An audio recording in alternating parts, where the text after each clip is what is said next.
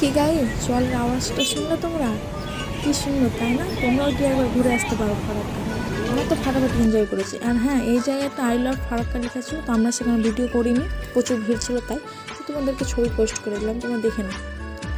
আর হ্যাঁ, আমি আর কিছু বলছি না, তোমরা ভিডিওটা এবার কন্টিনিউ দেখতে থাকো।